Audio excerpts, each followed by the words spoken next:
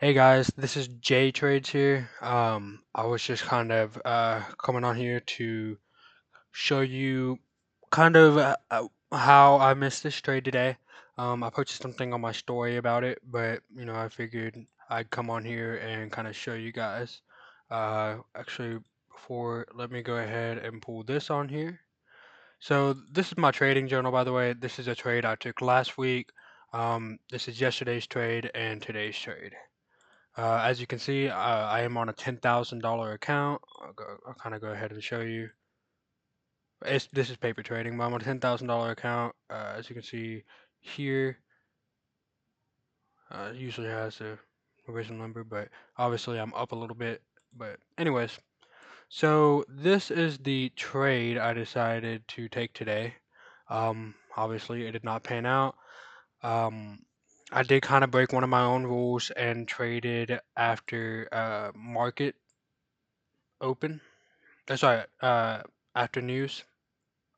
Oh, after news, and this is what that looks like.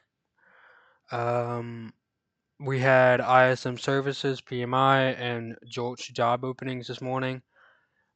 Um, Especially for PMI, I shouldn't have traded today, but I kind of let my emotions get to me, and I wanted to take a trade. So that was like the first mistake I made. Um, I have a couple rights here. I entered off of fair value gap retracement and off of a tight stop loss.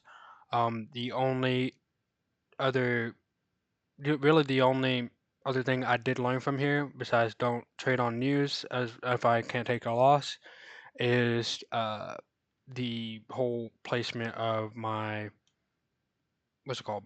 Um, my whole daily bias. Daily bias is still a concept I'm trying to learn because obviously that once you master daily bias, you kind of master trading, but it takes a long time to master. And as you can see right here at 9 o'clock, when about 30 minutes in the market open, uh, as you can see, we had a massive down candle due to that. And previously, my daily bias was bullish. If we go here, we already had our retracement. This was all the way up here, by the way. So I was like, okay, we already had a retracement. I think we're gonna sweep this liquidity. Maybe make this an inverse fair value gap. I'm still trying to learn fair value gaps in general, but I thought maybe we would be able to do that, but that didn't really pan out like I hoped it would because of PMI. So, we already had a retracement, so I thought, okay, so now we're just gonna run this, sweep this liquidity, maybe target this buy side liquidity too, but we did not, and we had a reversal due to news. Now, here's one thing: the main thing I learned today was that whenever you had these situations where prices, retracing, rising, retracing, there wasn't a whole lot of imbalance here, as you can see. I mean, small little fair value gap here, here. There's an hourly fair value gap, but not a lot of imbalance. It wasn't just like one massive up candle. Um, the only, I guess what I learned. Sorry, I'm kind of beating around the bush here. I guess what I learned is that even though we were in an uptrend and going for this piece of liquidity, right? It doesn't matter whenever you trade on news. It's like if price falls like this, then from what I'm observing right now is that it doesn't matter if we sweat this liquidity or not. We're now in a downtrend because it's just how I guess it's just how it works. Um, as you can see, we have a 15-minute fair value gap right here. Now I'm going to kind of go over what I could have done for my trade. So what I could have done was, you see, we have this imbalance field right here. Now I wouldn't have entered off of here. Instead, I would notice this and be like, okay, uh, and see this massive down candle, and notice that we kept retracing back into this 15-minute or this 5-minute fair value gap. So then scale down to 5 minutes. Now we have this specific 5-minute fair value gap. This would have been an excellent entry point to then run this fair value gap to the top of this fair value gap. because higher time frames hold higher power. So this hourly fair value gap, that's where prices want to go. If it has to run through 5-minute fair value gaps, then that's okay.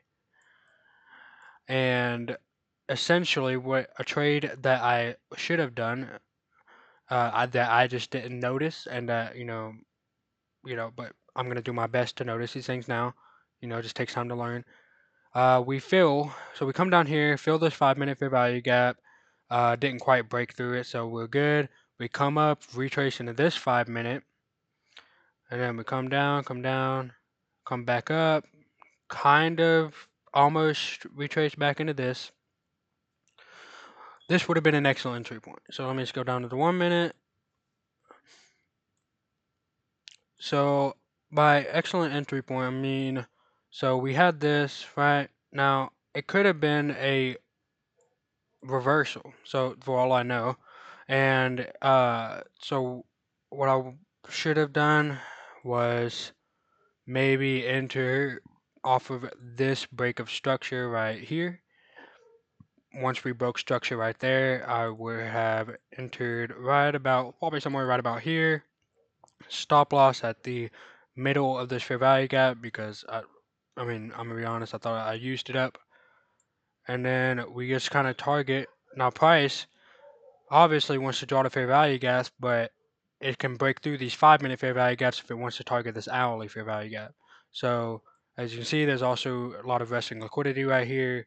Top of this fair value gap. My risk for a $10,000 account is 1%, so $100. And this would have yielded, and I messed this up. Out of order. Oops. So we would have entered right off of somewhere around here. TP placement here. Stop loss somewhere around probably here. Risking $100. I'm actually going to move this. I don't place it just off of fair value gaps. I also like to place it above, about right there. This would have been almost about a 4.6 RR trade. And obviously I can see how, I'm not saying that I should have taken this trade because I did not see the setup to take this trade. So I'm perfectly fine that with not taking this trade because, like I said, I'm still learning. I know I have a lot to learn, especially when it comes to news and daily bias and how market moves and stuff like that. Uh, I started learning about a month ago now. It is currently January 7th today. I started learning like December 2nd, and I think I'm doing pretty decent. So yeah, that's kind of all I have today. So thank you. Bye.